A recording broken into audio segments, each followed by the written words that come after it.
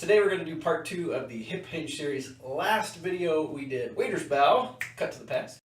Hand on the chest, hand on the belt, bend your knees slightly, and you're going to lean forward, bend at the hips without letting your hands get closer to you. Today we're going to focus on pelvic tilt. Once you understand the difference between pelvic tilt and how that relates to low back position and hip position, you've taken another step towards basically perfect hip mobility and the perfect squat. We're going to start right here with a neutral back. And what I mean by neutral back is that we don't have a rounded back and we don't have a cowed back or a dropped back. So neutral right there. So let me demonstrate pelvic tilt. There's two ways to tilt the pelvis. Pretend I have a bucket of water. And there's two ways I can pour out water. One, I could tilt my bucket forward and pour water out the front.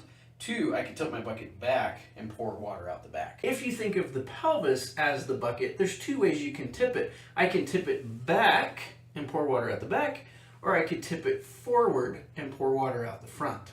And part of hip hinge is that, especially for what we're working on, is we want to focus on tipping the pelvis back through the exercise. So I can tip my pelvis forward or back.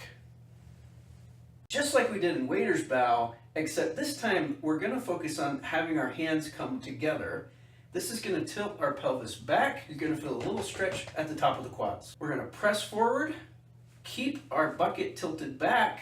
As we sit back on our heels, you'll feel lots of ab contraction. Come up and press forward. And 100. Good. So you don't have to do 100 at home. Just do 5 to 10 at a time and maybe 2 or 3 sets. That'll be plenty. But what you're teaching your body is to move here through the hip joint without moving through the low back. In part 3, we're going to talk about hip rotation and extension and how to isolate that movement and give your body some really good feedback. So look forward to that. If you liked the video, like it. If you have any questions, comment in the comment section. We'll get back to you there. And if you want to see more, go ahead and subscribe. See you guys.